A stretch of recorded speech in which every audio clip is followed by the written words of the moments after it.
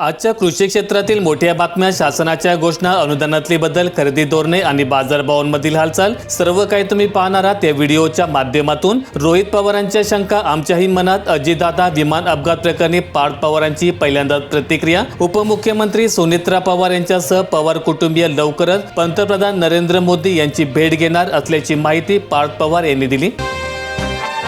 वीज वापरावर सोलारची क्षमता ठरणार, प्रधानमंत्री सूर्यघर मोफत वीज योजनेच्या नियमात महावितरणकडून बदल, ग्राहकांमध्ये संभ्रम। महावितरणने नवीन नियम लागू केला असून त्यानुसार गेल्या 12 महिन्यांच्या सरासरी वीज वापराच्या आधारे सोलार प्रकल्पाची क्षमता निश्चित केली जाणार आहे। त्यामुळे मनाप्रमाणे जास्त क्षमतेचा सोलार प्रकल्प बसवण्याचा मार्ग बंद झालाय। या निर्णयामुळे ग्राहक आणि सोलार विक्रेत्यांमध्ये संभ्रम निर्माण झालाय। JNPAतून निर्यात ठप्प, युद्धाचा परिणाम, बंदरात 5000 कंटेनर्स अडकलेत। शेतकऱ्यांसह व्यापाऱ्यांनाही फटका बसतोय। युद्धजन्य परिस्थिती आणखीन काही काळ कायम राहिल्यास सागरी व्यापारावर त्याचे गंभीर परिणाम होऊ शकतात, अशी भीती जाणकारांकडून व्यक्त केली जाते। वाहतूक संघटनांचा राज्यव्यापी संप मागे, एकनाथ शिंदे यांच्या आवाहनाला प्रतिसाद। वाहतूकदारांच्या विविध समस्यांवर तोडगा काढण्यासाठी लवकरच पोलीस आणि परिवहन विभागाची संयुक्त बैठक बोलवण्यात येणार असल्याची माहिती उपमुख्यमंत्री एकनाथ शिंदे यांनी दिल्यानंतर राज्यातील विविध वाहतूकदार संघटनांनी पुकारलेला राज्यव्यापी संप मागे घेतला। चालक आणि वाहकांची होणार नियमित अल्कोहोल टेस्ट, एसटीची सुरक्षित प्रवासाची हमी, नोंदी घेऊनच चालकांना कर्तव्यावर पाठवणार। नव्या उपाययोजनांनुसार आगारात कामावर हजर होणाऱ्या चालकांची वाहन परीक्षकांच्या माध्यमातून नियमित तपासणी केली जाणार आहे। तसेच वाहकांची ड्युटी देण्यापूर्वी अल्कोहोल टेस्ट मशीनद्वारे तपासणी करून त्याची नोंद ठेवली जाईल।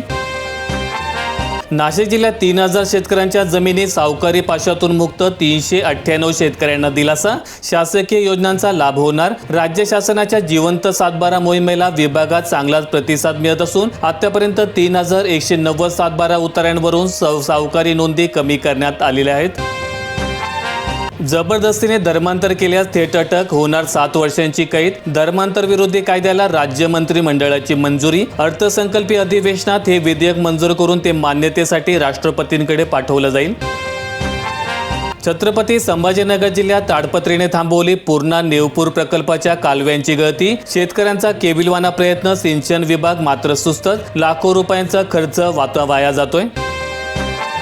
छत्रपती संभाजीनगर जिल्ह्यातील गंगापूर तालुक्यात 2000 शेतकरी कापूस विक्रीच्या प्रतीक्षेत। ग्रेड कमी होण्याची भीती, घरात कापूस पडून असलेल्या शेतकऱ्यांना दरवाढीची अपेक्षा। स्लॉट बुकिंगची प्रक्रिया आता सुरळीत। सुट्टी आल्यामुळे 15 पैकी प्रत्यक्षात 7 दिवस कापूस खरेदी केंद्र सुरू राहणार आहेत। शेतकऱ्यांना लवकरच कर्जमाफी देणार, 30 जून पूर्वी निर्णय। कृषी मंत्री भरणे यांची विधान परिषदेत माहिती। राज्याचे अर्थसंकल्पीय अधिवेशन सुरू असताना त्यांनी ही घोषणा केली। त्यामुळे राज्यातील लाखो कर्जबाजारी शेतकऱ्यांना मोठा दिलासा मिळण्याची शक्यता व्यक्त केली जाते। 2 दिवसात द्राक्षाचे 450 कंटेनर माघारी, कोल्ड स्टोरेज द्राक्षमालाने फुल। निर्यातदारांकडून मलेशिया, इंडोनेशियाच्या बाजारपेठेवर लक्ष केंद्रित। दुबईला आधीच पोहोचलेले सुमारे 370 कंटेनर तिथेच अडकून पडलेले आहेत। निर्यातदारांना प्रत्येक कंटेनर दररोज सुमारे 8500 रुपये खर्च सोसावा लागतोय। लातूर जिल्ह्यातील 128 गावांमधील जलयुक्तची 2600 कामे, मार्च अखेरची डेडलाईन। कामाचा दर्जा आणि अनियमिततेबाबत प्रश्नचिन्ह कायम।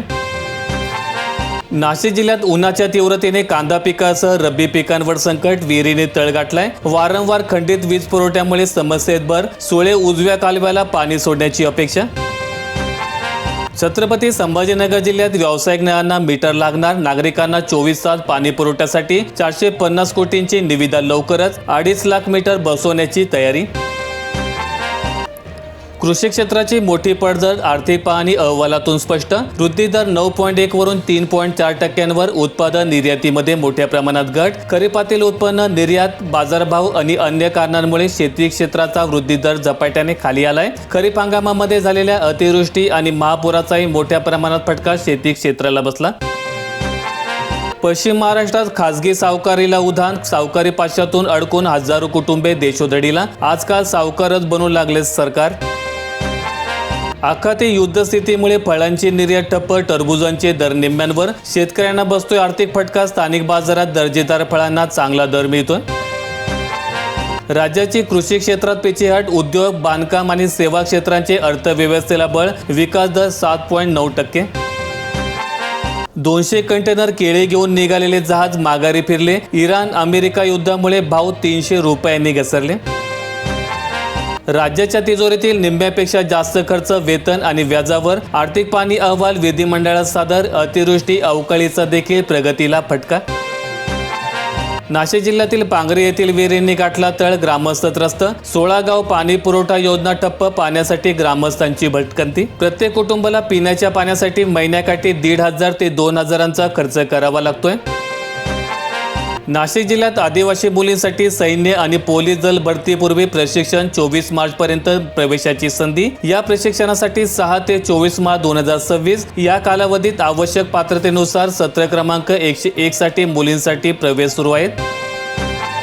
नागपूर जिल्ह्यातील 1172 गावांच्या पाणी टंचाईसाठी 82 कोटींचा टंचाई आराखडा. टंचाई आराखड्यानुसार नळ योजना विशेष दुरुस्ती अंतर्गत 489 कामे, 153 नवीन विंधन विहिरी आणि 1407 विंधन विहिरी दुरुस्तीचे समावेश आहे. ऑरेंज सिटीत उन्हाळ्याची जोरदार एंट्री. नागपूर 37.6. उन्हाचे चटके वाढलेत. पारा 40 जवळ. नागपूरमध्ये उन्हाळ्याची तीव्र सुरुवात होणार असून 37.6 डिग्री सेल्सिअस पर्यंत तापमान पोहोचले. विदर्भातील अमरावती, अकोला आणि वर्धा येथेही तापमान 39 डिग्री सेल्सिअसच्या जवळ पोहोचले. अतिवृष्टीच्या नुकसानीपोटी 9,000 कोटी मंजूर. आर्थिक पाहणी अहवालात सरकारची माहिती. राज्यात जून ते सप्टेंबर 2025 या कालावधीमध्ये अतिवृष्टी आणि पूर परिस्थितीमुळे पिकांचे मोठ्या प्रमाणात नुकसान झाले. नुकसानग्रस्त शेतकऱ्यांसाठी सरकारने मदत जाहीर केली होती. विदर्भातील सिंचन बदलणार इतिहास. वैनगंगा नळगंगा नदीजोड प्रकल्पाला सुरुवात जवळ. या नदीजोड प्रकल्प विदर्भातील सिंचन, अपुऱ्या जिल्ह्यांमध्ये पाणी पुरवठा आणि शेतीसाठी क्रांतिकारी बदल घडवून आणणार आहे.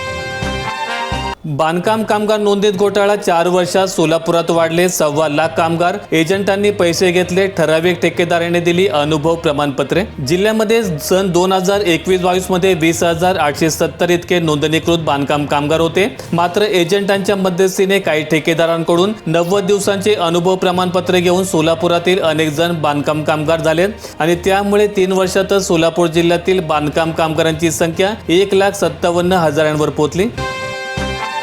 कर्नाटकमध्ये शेतकऱ्यांना मोठा दिलासा. कृषी पंपाच्या वीज दरामध्ये कपात. उद्योगांना दणका. कर्नाटक वीज नियामक आयोगाने शेतकऱ्यांना मोठा दिलासा देत कृषी पंपाच्या वीज दरामध्ये कपातीची घोषणा केली तर उद्योगांच्या वीज दरामध्ये वाढ केली. धान खरेदीची मर्यादा संपल्यामुळे 50,000 शेतकरी अडचणीत. गोंदिया जिल्ह्यात शासनाने दिलेल्या धान खरेदीच्या मर्यादेच्या उद्दिष्टाची पूर्तता झाल्याने सरकारी खरेदी तात्पुरती थांबवण्यात आली. व्हिडिओ आवडला असेल तर लाईक ठोका, शेअर करा आणि अशा दैनंदिन शेतकरी बातम्या अपडेट्स पाहण्यासाठी सबस्क्राईब करून बेल आयकॉनचं बटन दाबा.